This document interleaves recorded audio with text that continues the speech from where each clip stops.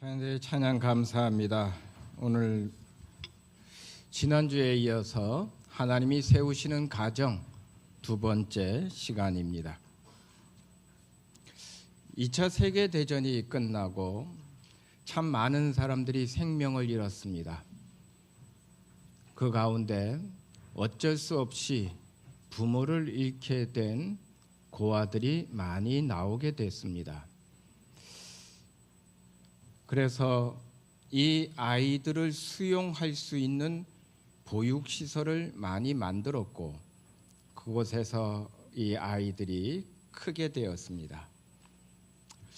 그런데 조금 지나다 보니까 이 보육원에 있는 아이들이 자꾸만 병에 걸리고 그리고 점점 면역력이 떨어지고 그리고 갓난아이들은 우유를 주면은 그 우유를 자꾸 거부하거나 또 우유를 먹고 나서 구토하는 일이 많아졌다고 합니다.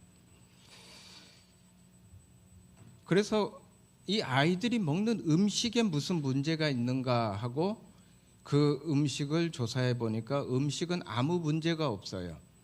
더욱이 이 보육시설에서는 세계 각국에서 구호품이 전달되어졌고 아이들을 잘 먹이려고 많이 애를 썼습니다. 우유에 무슨 문제가 있나 하고 봤더니 우유에도 아무 문제가 없어요. 그런데 왜 이 아이들이 자꾸 병에 걸리고 그리고 우유를 먹으면 거부하고 구토하는 일들이 일어날까? 학자들이 연구하기 시작했습니다.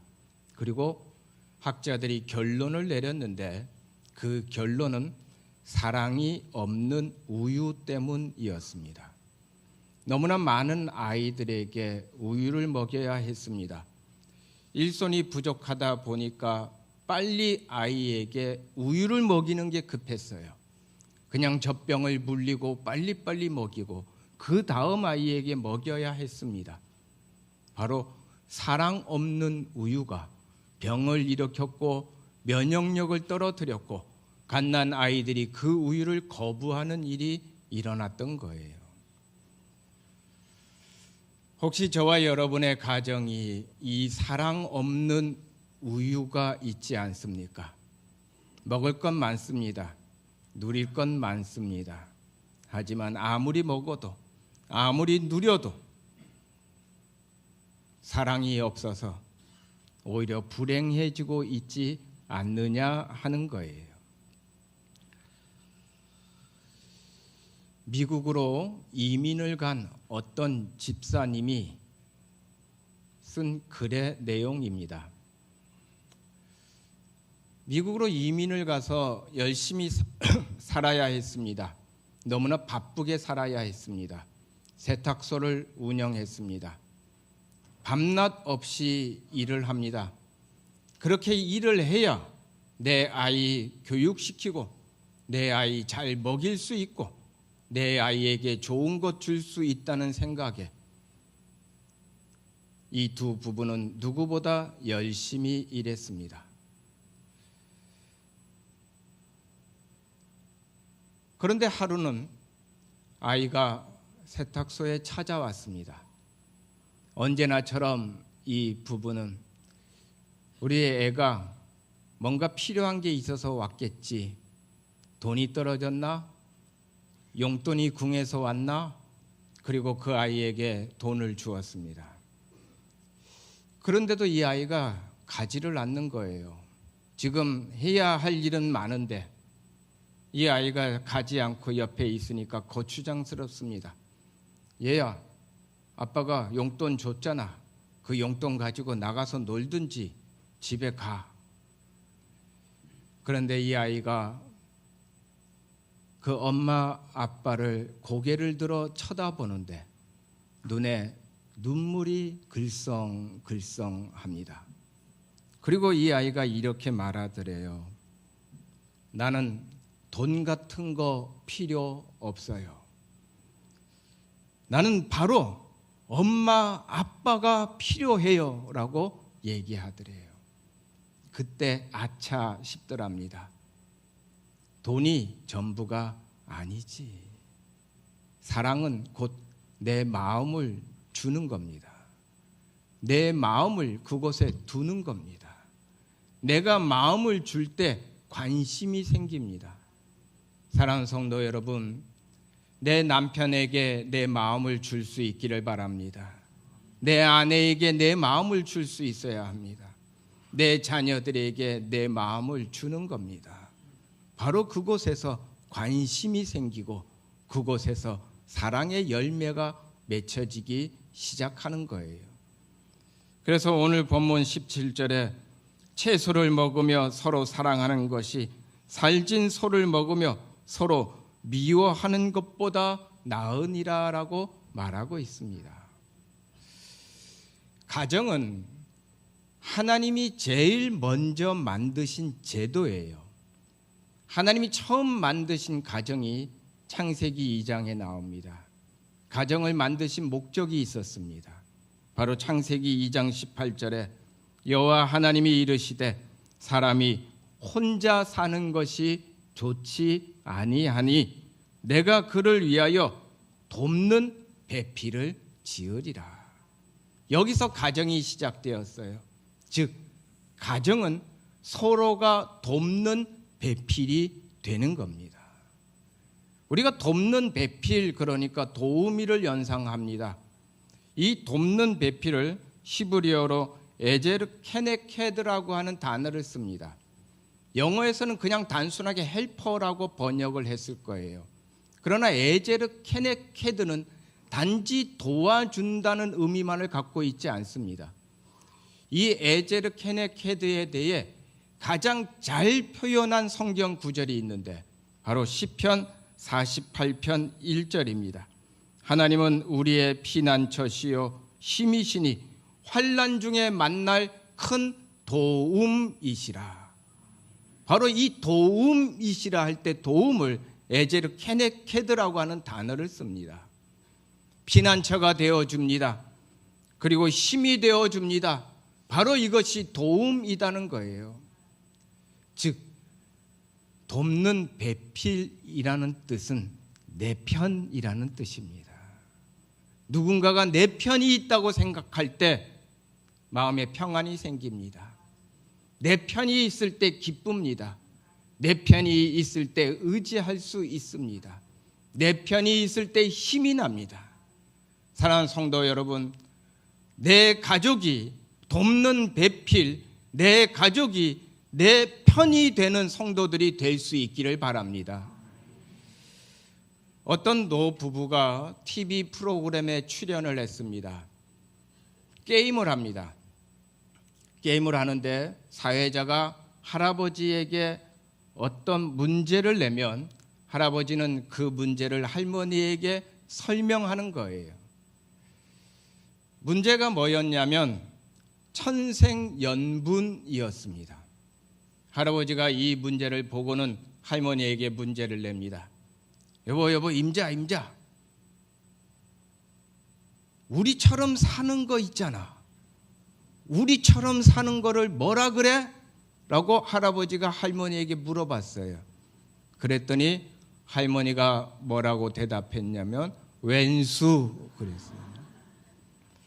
할아버지가 얼굴이 빨개지고 당황하면서 아니 우리처럼 사는 거 두 글자 말고 네 글자. 그랬더니 이번에 할머니가 대답합니다. 평생 왼수.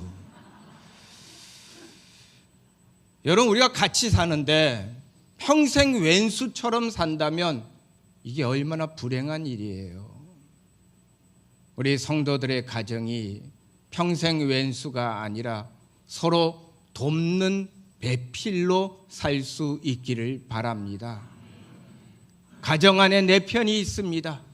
남편이 내 편입니다. 아내가 내 편입니다. 내 자식들이 내 편입니다. 그래서 남편만 봐도 힘이 나고 아내만 봐도 힘이 나고 내 자녀만 봐도 힘이 나는, 내 엄마 아빠만 봐도 힘이 나는 이런 돕는 배필의 가정이 바로 사랑하는 가정이 되는 거예요. 그 다음에 15절에 보니까 고난받는 자는 그날이 다 험악하나 마음이 즐거운 자는 항상 잔치하느니라라고 했어요. 여러분, 우리 가정이 초상집 같은 가정 되기를 원합니까? 잔치집 같은 가정 되기를 원합니까? 그냥 살겠어요? 어떤 가정이요? 잔치집 같은 가정이 돼야죠. 잔치집은 기쁨이 넘치는 곳이에요. 이런 얘기가 있죠. 칭찬은 뭐도 춤추게 한다고요? 고래도 춤추게 합니다.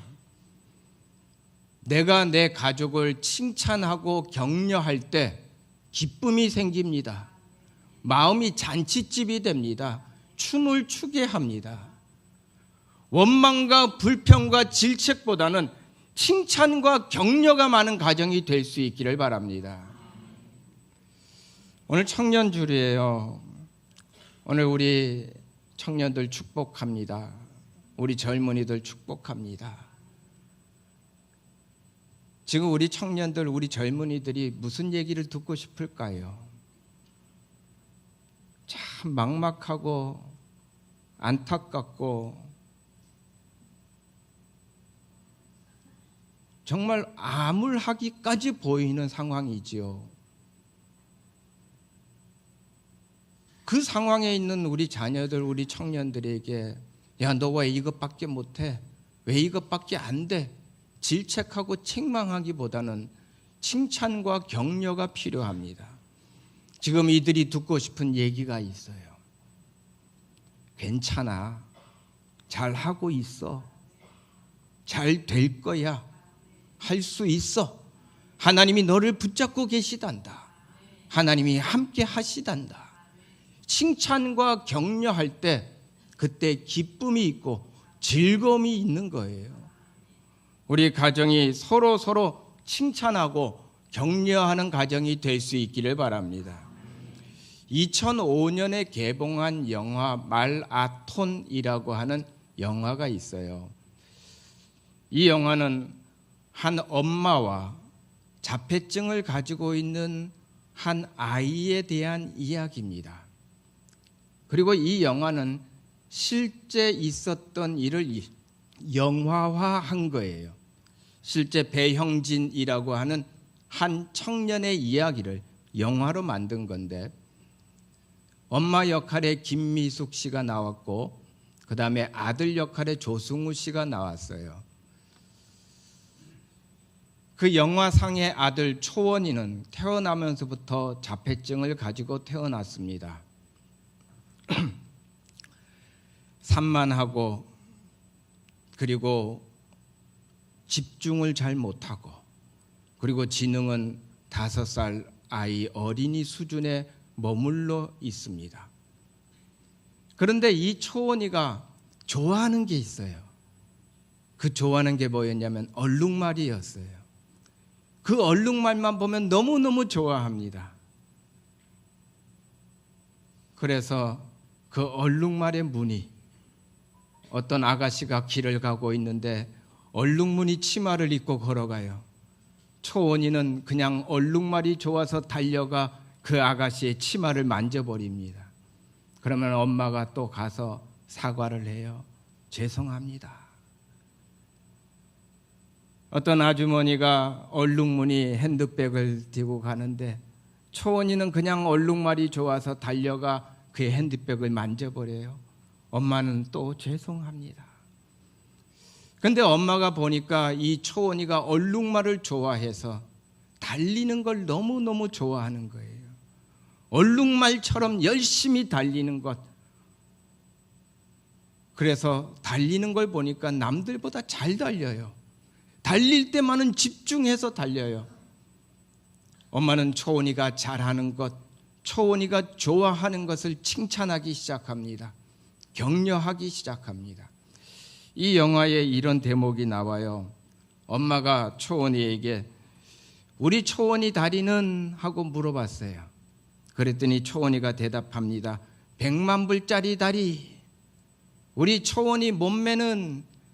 초원이가 대답합니다. 끝내줘요. 그때 엄마가 초원이에게 말하기를 그래 초원아, 너의 다리는 100만 불짜리 다리야. 우리 초원이는 얼마든지 달릴 수 있어.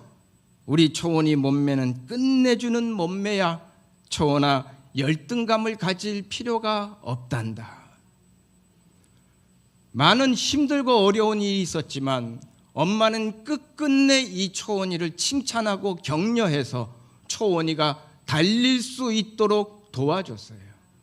그리고 초원이는 춘천 마라톤에서 42.195km를 완주하게 됩니다. 이 일로 많은 사람들에게 감동을 주게 된 거예요. 칭찬하며 삽시다. 격려하며 삽시다. 칭찬하고 격려할 때 기쁨이 생기고, 칭찬하고 격려할 때 안 될 것 같은데 되게 되는 거예요. 그런데 더 중요한 본문의 말씀이 있어요. 바로 16절의 말씀입니다. 같이 읽습니다. 시작. 가산이 적어도 여호와를 경외하는 것이 크게 부하고 번뇌하는 것보다 나으니라. 무엇보다도 중요한 것은 하나님을 경외하는 가정이 되는 게 무엇보다 중요하다는 거예요. 하나님을 경외하는 가정은 하나님이 중심이 되는 가정, 하나님이 주인이 되는 가정을 말합니다. 즉 하나님이 세우시는 가정을 말하는 거예요. 서로 사랑하고 살고 격려하고 살고 싶습니다. 근데 가만히 생각해 보니까 하나님이 나를 사랑하고 계세요. 하나님이 나에게 마음을 두고 계세요. 아무것도 아닌 나를, 허물 많은 나에게 하나님은 마음을 두고 계시고 나에게 끊임없이 관심을 갖고 계시고 그 사랑의 눈으로 나를 바라보시고, 수시로 쓰러지고 실패하는 난데 하나님은 손을 붙잡아 주시고 격려하시고 칭찬하며 잘하고 있어, 괜찮아, 일어설 수 있어라고 자꾸 말씀하는 거예요. 이 하나님이 주인이 되는 가정이 된다면 저와 여러분의 가정이 누구보다 행복한 가정이 될 수 있습니다. 결혼 생활을 10여 년 정도 한 어느 교회 집사님 부부의 이야기입니다. 한 10여 년 정도 결혼 생활을 했는데 도저히 서로가 맞지 않아, 우리 이제 못 살겠다 하고 이혼을 결심했습니다. 그리고 법원에 이혼 조정 신청을 했어요. 그랬더니 법원에서 몇 주 동안의 기간을 주더래요. 그 기간 동안 남편과 아내는 별거를 하기 시작했습니다. 어느 날 남편이 잠자리에 들었는데 잠이 오지 않아요. 왜 내 인생이 이렇게 됐을까? 자칫 자신의 인생이 그냥 다 무너진 것 같은 마음, 비참한 생각이 들고 서러운 생각이 들고 그리고 억울한 생각이 자꾸 들어요. 아무리 잠을 자려고 해도 잠이 오지 않아요. 답답한 마음을 가지고 교회를 찾아갔습니다. 새벽 5시가 되면 새벽 기도가 열리고 다른 사람들이 자신을 보면 알아볼까 봐 조금 더 일찍 그 교회당에 들어가 맨 앞에 앉았습니다. 눈물이 나옵니다. 그 눈물은 억울함의 눈물이었습니다. 그 눈물은 스스로 비참하게 여기는 눈물이었습니다. 그렇게 눈물을 흘리고 있다가 눈을 들었는데 주님의 십자가가 눈에 들어옵니다. 그리고 그 십자가에 달려 보혈을 흘리고 계시는 예수님이 보입니다. 그런데 예수님이 눈물을 흘리고 계세요. 그런데 예수님의 눈물은 달랐습니다. 나는 내가 왜 이렇게 됐나라고 하는 스스로 비참해서 흘리는 눈물이었고 억울해서 흘리는 눈물이었는데 그 예수님의 눈물은 안타까움의 눈물이었고 그 예수님의 눈물은 뜨거운 사랑의 눈물이었어요. 그 예수님의 눈물방울이 자신의 가슴에 떨어지는 것 같아요. 자신의 마음을 적시는 것 같아요. 그때 눈물이 더욱 왈칵 쏟아지며 이 남편이 이렇게 고백합니다. 모든 것이 제 잘못이었습니다. 제가 고집스러웠고 제가 오직 제 생각만 했습니다. 제가 그냥 아내 탓만 했습니다. 그런데 지금 생각해 보니까 주님의 눈물을 보니까 이 모든 게 다 내 잘못이었습니다. 이게 다 내 탓이었습니다. 그리고 그 고백은 엉엉 우는 울음으로 변하고 말았어요. 아내 집사님 역시 그날 밤 잠을 이룰 수 없었습니다. 이리 뒤척 저리 뒤척 하다가 일찍 교회 가서 기도해 보고 싶어 교회에 왔습니다. 예배당 문을 열고 예배당 안에 들어왔는데 어떤 사람이 예배당 맨 앞에 앉아 엉엉 울고 있습니다. 그런데 엉엉 우는데 그 소리를 들어보니까 다 제 잘못입니다. 다 제 탓입니다. 아내는 아무 잘못 없습니다. 이 모든 게 다 제가 잘못해서 이릅니다. 하고 울고 있어요. 바로 남편의 목소리였습니다. 다 제 잘못입니다. 다 제 탓입니다. 하고 울고 있는 그 남편의 목소리를 듣자 이 아내의 마음도 녹아내리기 시작합니다. 그리고 눈물을 흘리며 그 남편에게 달려가 남편을 끌어안았습니다. 두 사람은 그날 모든 것을 회복할 수가 있었어요. 그리고 이 남편 집사님이 이 간증의 마지막에 이렇게 얘기합니다. 그날 이후로 저희 집에는 그림이 하나 걸렸습니다. 그 그림은 가운데 십자가가 있고 십자가 옆에 남편이, 십자가 옆에 아내가 있는 그림입니다. 살면서 때로 서운할 때가 있습니다. 살면서 때로 미울 때가 있습니다. 살면서 때로 마음에 들지 않을 때가 있습니다. 그때마다 그 그림을 바라봅니다. 그때마다 그 십자가 바라봅니다. 그러면 그 미움이 녹아내립니다. 그러면 그 서운함이 녹아내립니다. 사랑하는 성도 여러분, 저와 여러분의 가정이 하나님이 세우시는 가정 될 수 있기를 바랍니다. 우리 가정에 예수 그리스도의 십자가가 세워지면 미움이 변하여 기쁨이 되고 절망이 변하여 소망이 되고 갈등이 변하여 하나님이 주시는 평안함으로 바뀔 줄로 믿습니다. 서로 사랑하고 서로 칭찬하고 서로 격려하며 하나님의 마음으로 서로를 바라보고 하나님의 눈으로 서로를 바라볼 때 저와 여러분의 가정은 누구보다도 행복한 가정이 될 수 있습니다.